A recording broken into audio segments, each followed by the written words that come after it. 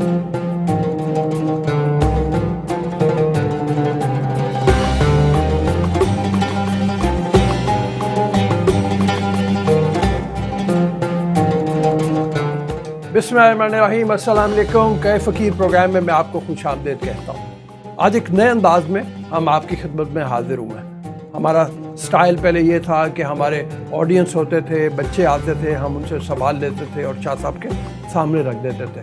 सवाल अब भी हमारे पास हैं, लेकिन ये वो सवाल हैं जो मुख्तलिफ़ तरीक़ों से व्हाट्सएप के ज़रिए, ईमेल के ज़रिए या वैसे हमारे दोस्त कई लिखवा देते हैं हमें कि शाह साहब के सामने ये सवाल रखें और उनके जवाबात हमें लेके दें।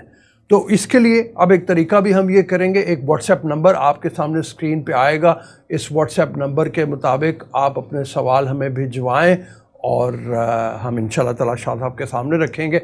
इसी अंदाज में प्रोग्राम चलता रहेगा और जैसे आपको एक तसल्ली बख्श एक ऐसी गाइडेंस आपको मिलती है जो लाए अमल बनती है आपके लिए ज़िंदगी में, उसी तरह से ये भी जवाब आपको मिलेंगे। तो शाह साहब किसी तारुफ़ के मोहताज तो नहीं है। मैं बार बार ये कहता हूँ, हमारे रूहानी उस्ताद हैं, एक स्पिरिचुअल स्कॉलर हैं। तो शाह साहब, सैयद सरफराज अहमद शाह साहब हमारे साथ मौजूद हैं, उनसे चल के बात करते हैं। अस्सलाम वालेकुम शाह साहब। वालेकुम अस्सलाम। शाह साहब, लोगों के सवाल से ही शुरू करते हैं और पहले ही सवाल, चूँकि इस वक्त ऐसा है कि जिसने कमर तोड़ी हुई है हर आदमी की, और ये कहा जा रहा है कि मिडिल क्लास ख़त्म हो गई है तकरीबन, और अब जो लोअर क्लास है उसका तो बुरा हाल था ही, लेकिन मिडिल क्लास भी ख़त्म हो गई है। तो ये ऐसी आदमी का एक सवाल है कि महंगाई बहुत बढ़ गई है, गरीब आदमी हम जैसे जो हैं वो मेहनत मजदूरी करके अपना पेट पालते थे, अब हमारे लिए कोई हाल ऐसा नहीं है कि जिसमें मेहनत मजदूरी करके हमारा गुजारा हो सके, हाथ फैलाने की नौबत आ गई है। ऐसे में क्या सरकार का फरीज़ा है कि वो हमारी मदद करे? कौन करेगा? क्या होगा? को हालात में बेहतरी होगी या नहीं होगी? बिस्मिल्लाहिर्रहमानिर्रहीम।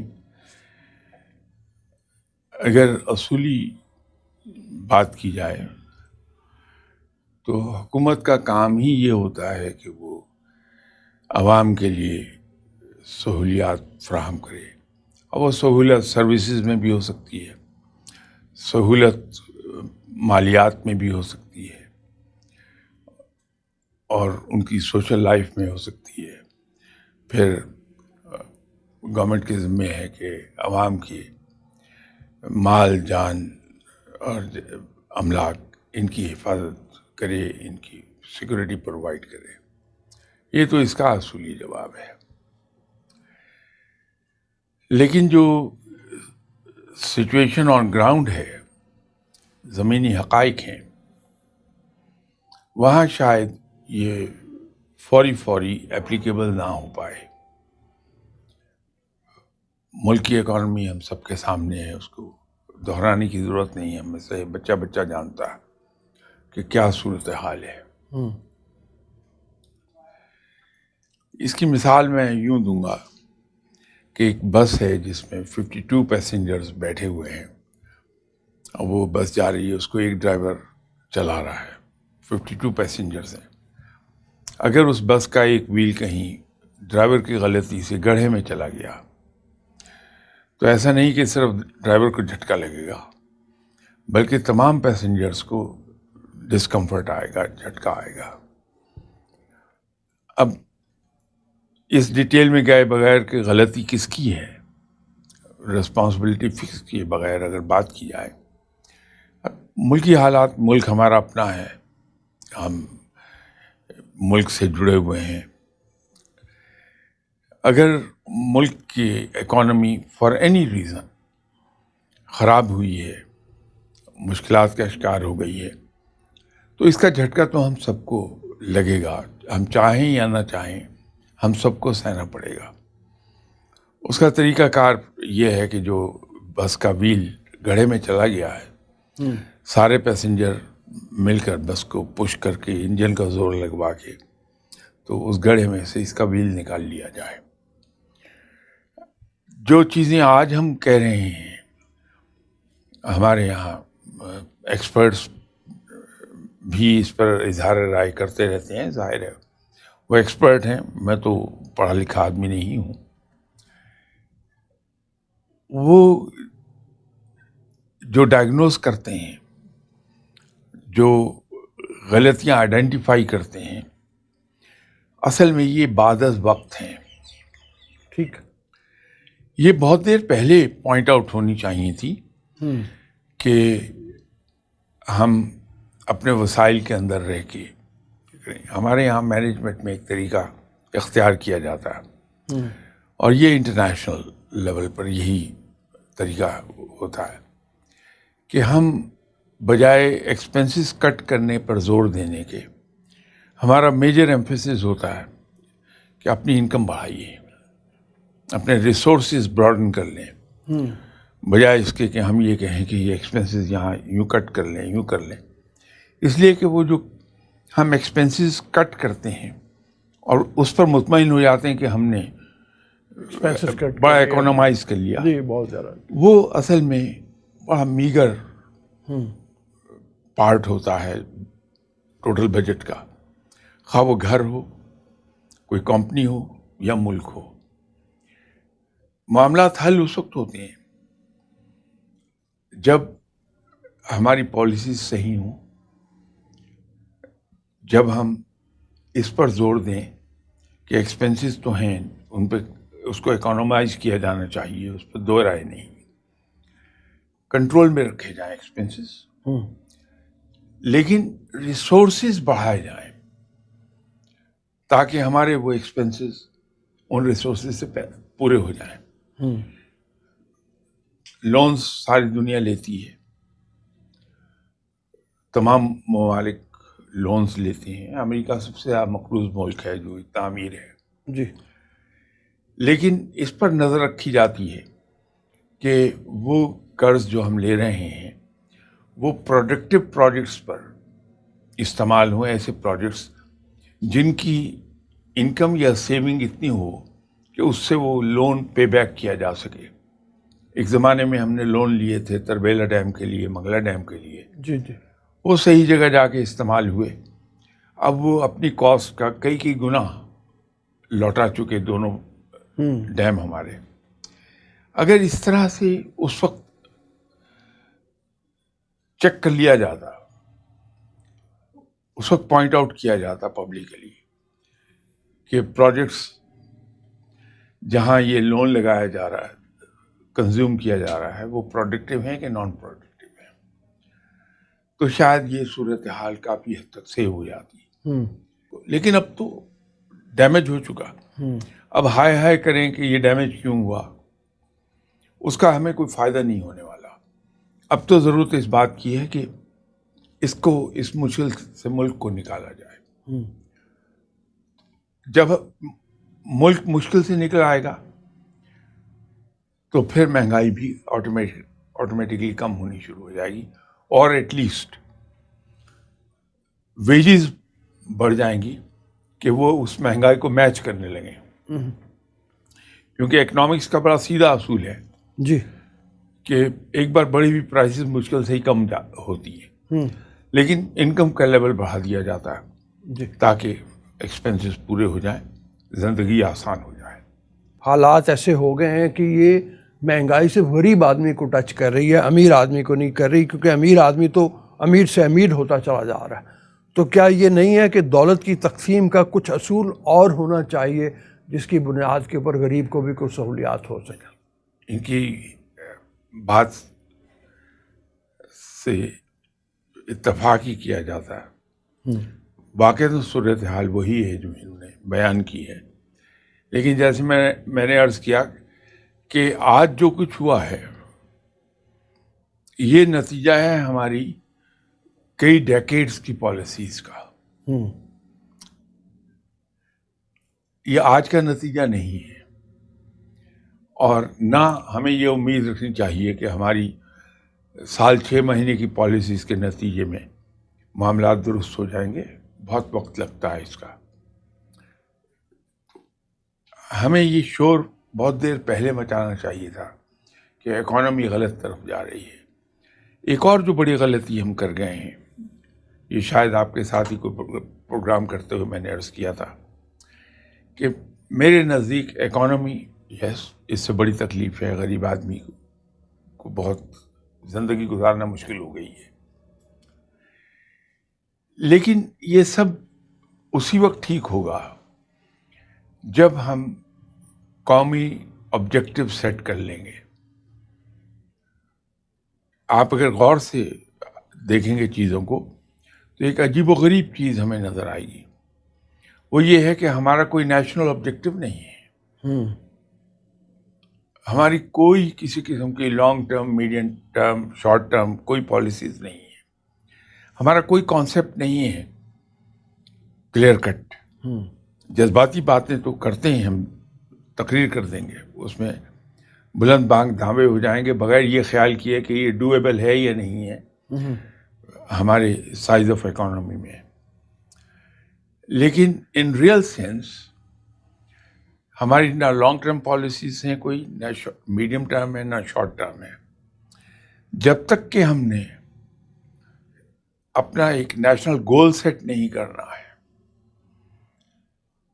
اور جب تک کہ ہم نے اپنی پالیسیز میں بالکل کلیئر مائنڈ نہیں ہونا کہ ملک کو 5 سال کے بعد کس جگہ کھڑے ہونا ہے، ہم نے اپنی قوم کے لیے کیا کرنا ہے، 5 سال کے بعد ہم کہاں ہوں گے، 10 سال کے بعد ہم کہاں ہوں گے، 15 سال کے بعد ہم کہاں ہوں گے، اور پھر اس پر بڑی دیانتداری سے ٹو لیٹر اینڈ اسپرٹ ان پلانس پر عمل نہیں ہوگا، ہم کہیں نہیں پہنچنے والے. ہم اسی طرح نارتھ ساؤتھ رننگ میں پڑے رہیں گے اور ہمارے معاملات خراب ہوتے رہیں گے. ان کی بات سے پورا اتفاق ہے مجھے، لیکن مسئلہ یہ ہے کہ اس کا کوئی ہمارے پاس شارٹ ٹرم حل نہیں ہے. ماضی میں وہ بالکل صحیح کہہ رہے ہیں کہ فائدہ امیروں کو پہنچ جاتا ہے. ہم نے سبسڈیز دی ہیں اور تھرو اینڈ تھرو دیتے رہے ہیں سبسڈیز، لیکن وہ ٹارگیٹڈ سبسڈیز کبھی نہیں ہوئی، وہ سب کے لیے اویلیبل ہو گئی، بلکہ امیروں کو مختلف مد کے تحت زیادہ ہیوی سبسڈیز مل گئیں اور غریب آدمی کو ریلیٹیولی بہت کم ملی. آج بھی حکومت کی آپ دیکھ لیجئے الیکٹریسٹی کی کاسٹ آف پروڈکشن، اس کی پر یونٹ کیا ہے، گورنمنٹ کس پر بیچ رہی ہے. اگر ہم پراپرلی ہوش مندی سے پلان کرتے کہ سبسڈیز ٹارگیٹڈ ہونی چاہیے کہ اپ ٹو دس انکم یہ سبسڈی اویلیبل ہوگی، اس کے بیونڈ نہیں ہے، تو یہ صورتحال شاید نہ پیدا ہوتی. شاہ صاحب بڑی مہربانی. گفتگو کا سلسلہ ہمارا جاری رہے گا. ہمیں چھوٹی سی ایک بریک لینی ہے، بریک کے لیے اجازت دیجیے، بریک کے بعد واپس آتے.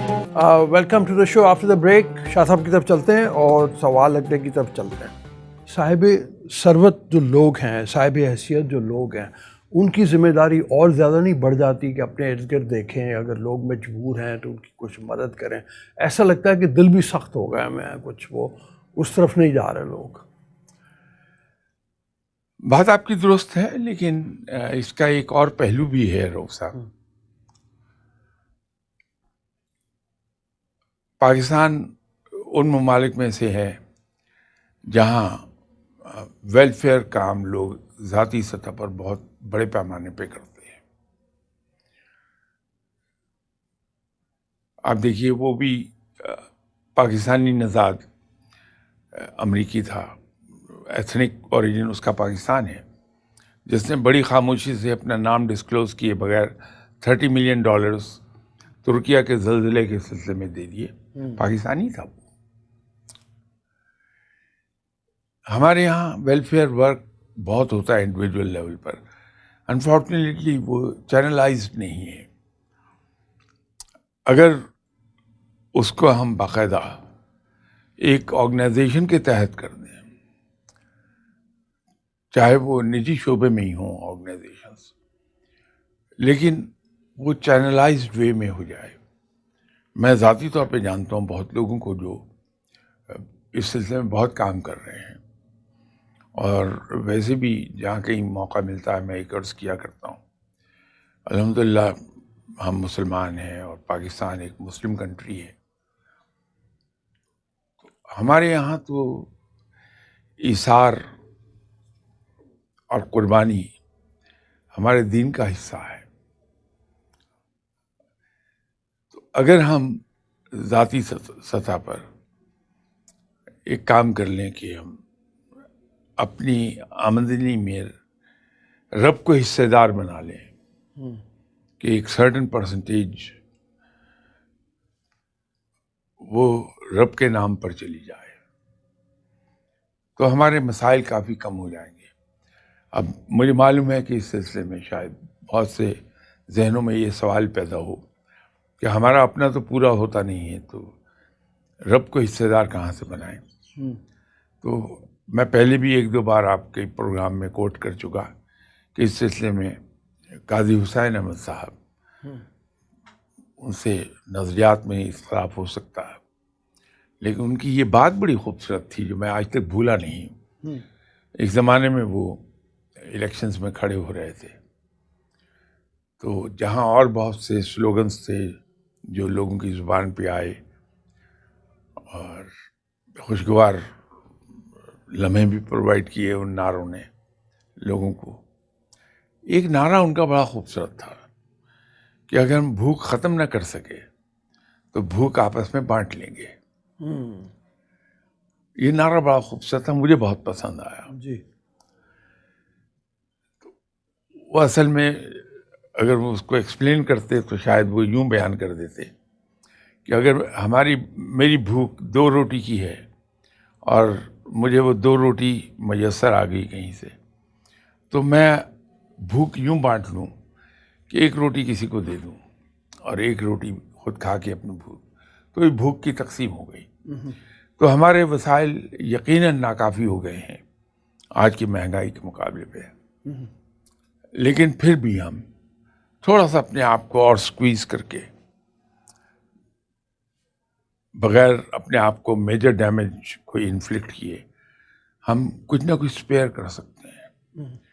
ابھی کچھ عرصہ پہلے میرے علم میں ایک بات آئی, کچھ نوجوان لڑکوں نے ایک کام شروع کیا ہے کہ جو آپ کے یہاں کھانا بچ جاتا ہے وہ کھانا کلیکٹ کر لیتے ہیں آپ کے یہاں سے اور اس کو ایک جگہ جمع کر کے لوگوں میں تقسیم کر دیتے ہیں. بڑا اچھا آئیڈیا تھا. ہمارے یہاں دیکھیے کہ باوجود اتنی مہنگائی ہونے کے باوجود اس کے کہ کھانا پورا نہیں ہوتا, پھر بھی کھانا بچتا ہے جو بن میں چلا جاتا. تو وہ بن میں جانے کی بجائے اگر لوگوں کے کام آ جائے بڑی بات ہو جائے گی.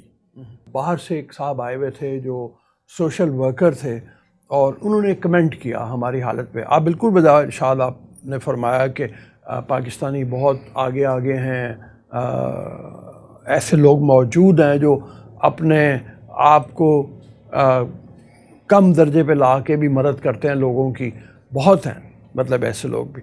لیکن وہ یہ کہتے ہیں جنرل ایک ایٹیٹیوڈ عام پبلک کا یہ ہے, یہ صاحب وہ فرما رہے ہیں جو باہر کے ہیں, اور وہ کہنے لگے کہ پاکستان سے غربت اس لیے ختم نہیں ہوتی کہ یہاں پہ ہر آدمی جو گاڑی پہ جا رہا ہے یا موٹر بائک پہ جا رہا ہے وہ سمجھتا ہے چوک میں کھڑے فقیر کو 10 روپے دے کے میں تو جنت میں چلا جاؤں گا اور کام ختم. آرگنائزڈ لیول کے اوپر وہ کچھ نہیں کر رہا. تو اس حوالے سے فرمائیے کہ اس رجحان کو کیا کنڈیم کرنے کی ضرورت ہے کہ یہ چوکوں میں جو مانگ رہے ہوتے ہیں ان کو 10 روپے دے کے آپ نے اپنی ذمہ داری سے بری ذمہ ہوگا. یہ ابھی تھوڑی دیر پہلے میں نے عرض کیا تھا کہ ہمارے یہاں ویلفیئر کا کام بہت ہوتا ہے لیکن چینلائزڈ نہیں ہے. میں اصل میں اسی کو ریفر کر رہا تھا.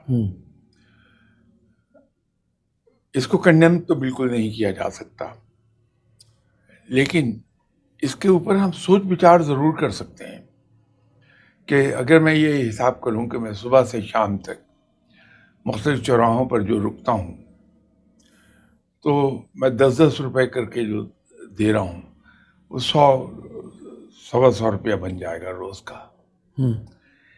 اگر میں یہی 100 روپیہ یا 150 روپیہ جو بھی ہے ایک جگہ علیحدہ ڈیلی رکھنا شروع کر دوں تو مہینے کے بعد 4,500 ہزار روپیہ ہو جائے گا.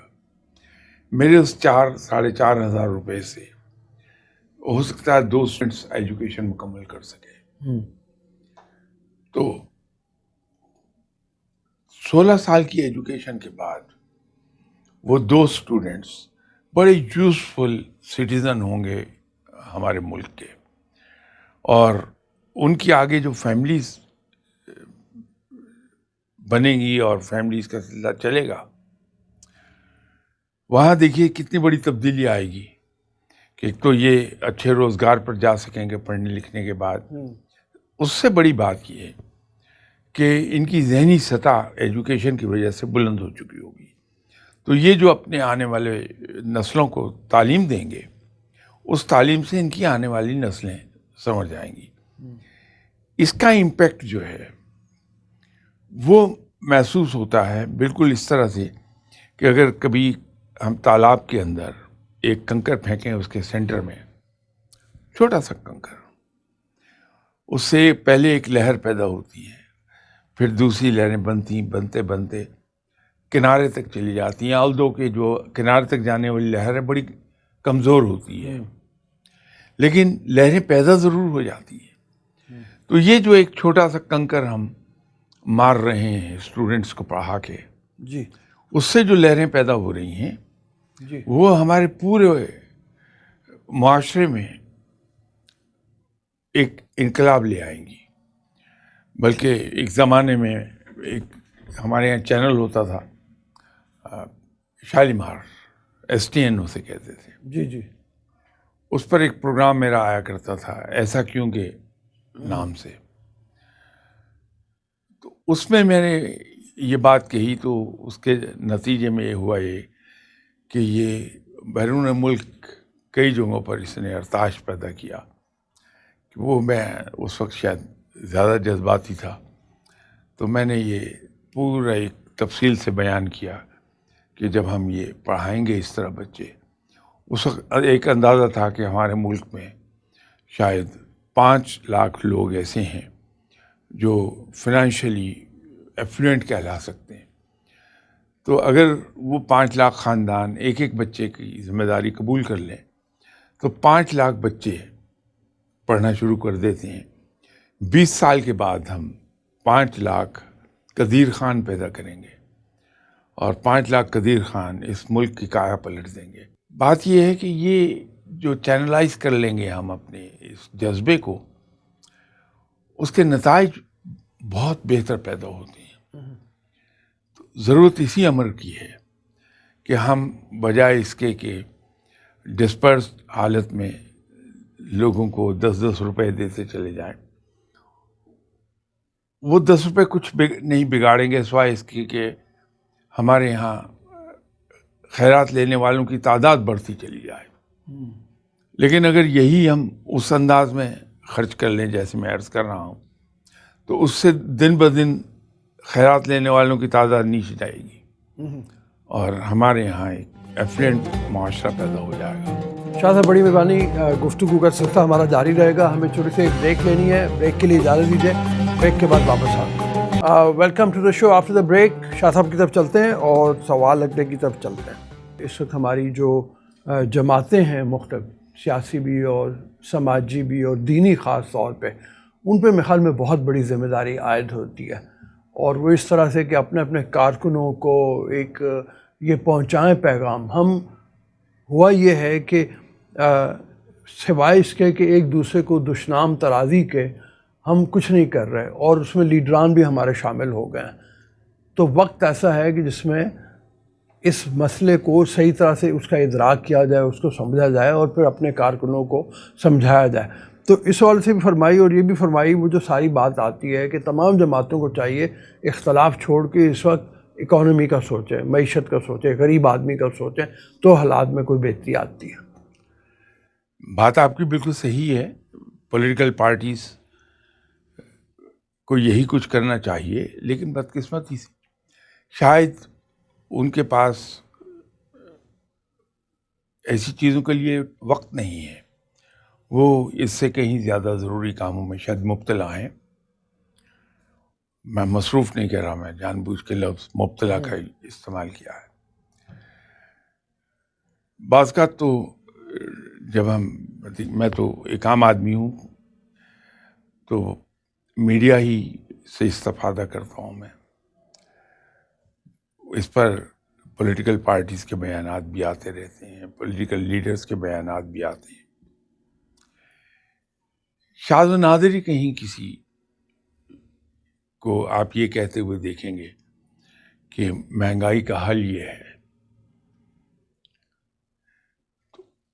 وہ ایک دوسرے پر, جیسے آپ نے فرمایا کہ الزامات کی بوچھاڑ ہو رہی ہوتی ہے.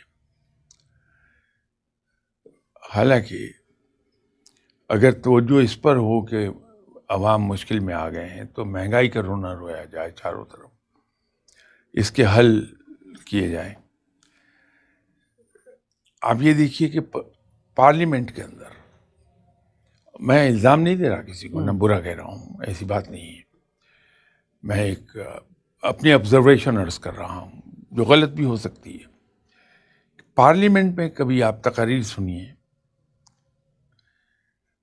اس میں عوام کہیں نہیں ہوتے. وہ بات عوام سے شروع ہوگی اور ایک دوسرے کی ذاتیات پر چلی جائے گی. کہیں ایسا نہیں ہوگا کہ ہم حکومت وقت کے, چاہے کوئی سی بھی حکومت ہو, اس سے غرض نہیں, حکومت وقت کے اٹھائے گئے اقدامات وہ اکانومی پر کیا اثرات رکھیں گے, کیا اثرات مرتب ہو جائیں گے, ان اثرات سے کیسے جان چھڑائی جا سکتی ہے.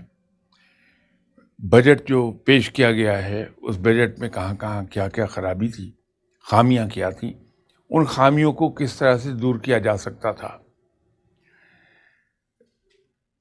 قوانین بے پناہ ہمارے یہاں بنے ہیں, وہ ایفیکٹو کیوں نہیں ہیں, عوام کو ریلیف کیوں نہیں ملتا ہے. یہ آپ کو تقاریر نہیں ملیں گی. وہاں تقاریر ایک دوسرے کے خلاف الزامات کی ملیں گی. تو ہونا یہ چاہیے کہ یہ ہمارے لیڈرز ہیں, ان کو ہم نے الیکٹ کیا ہے اپنے ووٹ کے ذریعے, ہمارا ان پر حق ہے کہ ہم اپنے اپنے حلقے سے جو منتخب ہوئے ہیں نمائندے ہمارے حلقوں سے, ان پر دباؤ ڈالیں کہ آپ پارلیمنٹ کے اندر بجائے ایک دوسرے کی ذاتیات کے پیچھے بھاگنے کے, آپ ہمارے مسائل کو ڈسکس کیجئے وہاں, اور اس کا حل بھی سجیسٹ کیجئے. یہ کافی نہیں ہوتا کہ میں کسی شخص کو یہ کہوں کہ تم نے یہ غلطی کی ہے, بلکہ اگر میں سنسیئر ہوں پوائنٹ آؤٹ کرنے میں غلطی, تو میں ساتھ بتاؤں گا کہ اس کو اس طرح سے درست کر لیں. مجھے اپنا 1966-67 کا زمانہ, جب میں نے نئی جاب شروع کی تھی, وہ یاد آتا ہے. تو میرے باس تھے ایس اے میکری, اللہ تعالیٰ انہیں غریق رحمت فرمائے, انتقال کر گئے. میں اس وقت 22 سال کا تھا. تو ظاہر 22 سال کی عمر میں پہلی جاب کی ہے, تجربہ نہیں ہے, باریکیوں کو نہیں سمجھتا میں نوکری کی. تو کوئی شاید پیپر لے کے گیا میں کہ صاحب اس میں یہ غلطی ہے. تو انہوں نے دیکھا اس کو, کہنے لگا یس تم نے اچھا کیا, اس کو غلطی کو پکڑا, اس کو کریکٹ کر لو. تو بات ختم ہو گئی. جب میں ان کے کمرے سے باہر نکل رہا تھا تو پیچھے سے انہوں نے آواز دی کہ سرفراز. میں مڑا, میں نے کہا sir, never point out mistakes, correct them. یہ اتنا بڑا لیسن تھا جی جی, جس کو میں آج تک نہیں بھولا. میرا خیال ہے اس بات کو 56 ایئرس ہو گئے, اور ان کے بات کرنے کے انداز کچھ ایسا تھا کہ اس کا اثر ایسا ہوا کہ میں نے پھر اس دن کے بعد کبھی غلطی پوائنٹ آؤٹ نہیں کی, بلکہ کریکٹ کر دی. تو اگر لیڈر صاحبان گورنمنٹ کی غلطیوں کو پوائنٹ آؤٹ کر کے ان کو کریکٹ کرنے کے میئرز بتا دیں تو عوام کا بھلا ہو جائے گا. ٹھیک ہے. یہ شاہ صاحب ایک سوال ذرا تلخ ہے تھوڑا سا. کسی نے ظاہر ہے اسی حوالے سے جب بات کرتے ہیں تو لوگ مشکل میں آتے ہیں تو پھر وہ تلخی بھی آ جاتی ہے. وہ کہتے ہیں کہ ہم ہمیشہ یہ پڑھتے رہے ہیں کہ ہمارے ملک پہ بزرگوں کا سایہ ہے, تو جو حالات ہو گئے اس میں سایہ تو نظر نہیں آ رہا. کیا بزرگ ناراض ہو گئے ہیں یا بزرگ ہیں نہیں, کدھر گئے ہیں, کیا ہو گیا؟ دیکھیے, تمثیلی لحاظ سے بات یہ کہہ دینا تو سمجھ میں آ جائے گی.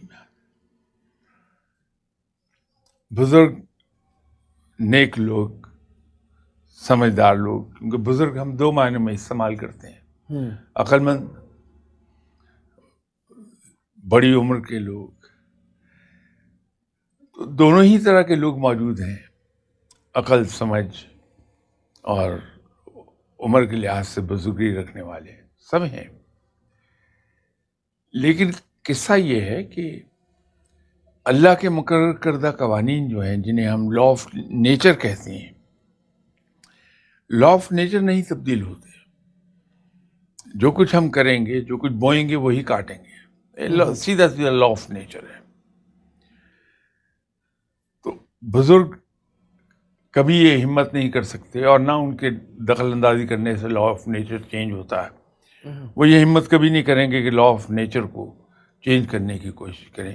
آپ صلی اللہ علیہ وسلم کا ایک فرمان بھی ہے کہ فطرت کے خلاف, نیچر کے خلاف کی بھی دعائیں قبول نہیں ہوتی. اگر میں یہ چاہوں کہ میں نے کیکر کا درخت بویا ہے, اس کی آبیاری کی ہے, اس کو بڑا کر لیا ہے, اس پر کانٹے نہ آئیں, سیب لگ جائے, تو میری کسی قسم کی محنت اور دعائیں کام نہیں آ سکتی, کیونکہ لا آف نیچر یہ ہے کہ میں نے کیکر کا درخت لگایا تھا, اس سے مجھے کانٹے ہی ملیں گے, سیب نہیں مل سکتا. سیب کے لیے مجھے سیب کا درخت لگانا ہوگا. یہ تو ایک پہلو ہے. دوسرا پہلو ایک اور بھی ہمیں یاد رکھنا چاہیے کہ اگر بزرگ سے مراد ان کی روحانی لوگ ہیں, تو ہمیں ایک چیز یاد رکھنی چاہیے کہ روحانی قوتوں کو دنیاوی معاملات کے لیے استعمال نہیں کیا جانا چاہیے. اچھا, جیسے ابھی میں نے کہا کہ تمثیلی طور پہ بیان کرنا, چھوٹی چھوٹی کہانیاں ہیں, وہ اصل میں کہانیاں سچی نہیں ہیں, وہ تمثیلیں ہیں.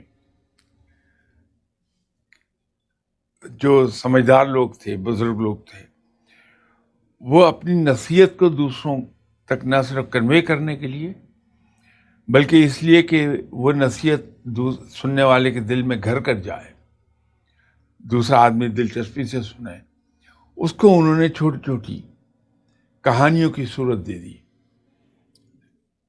موجودہ دور میں یہ صرف ہمارے اشفاق احمد صاحب کے اندر بہت بڑی یہ خوبی اشفاق صاحب میں تھی کہ جو بات وہ نصیحتاً کسی کو کنوے کرنا چاہتے تھے, اس کو ایک کہانی کی صورت میں بیان کر دیتے تھے. تو سننے والے کی دلچسپی بھی قائم رہتی تھی, اسے سن لیتا تھا, اس پہ اثر بھی ہو جاتا تھا. شاہ صاحب بڑی مہربانی, پروگرام کا وقت ختم ہو رہا ہے. انشاءاللہ تعالیٰ اگلے پروگرام میں پھر آپ کی خدمت میں حاضر ہوں گے, اسی طرح کے ٹاپکس لے کے, اسی طرح کی گفتگو کو آگے بڑھائیں گے, شاہ صاحب سے گائیڈنس لیں گے, آپ تک پہنچائیں گے. اور ایک بات جو میں نے شروع میں کہی تھی وہ یہ ہے کہ واٹس ایپ نمبر آپ دیکھ رہے ہوں گے, اس کے اوپر اپنے سوال ہمیں ضرور بھیجیں. ہمارا جو ای میل ایڈریس ہے وہ بھی آپ کے سامنے ہوگا, وہ بھی ہمیں ضرور بھیجوائیے اس کے اوپر سوال اپنے, جو ہم شاہ صاحب کے سامنے رکھیں گے. بھی اجازت دیجیے, اللہ حافظ.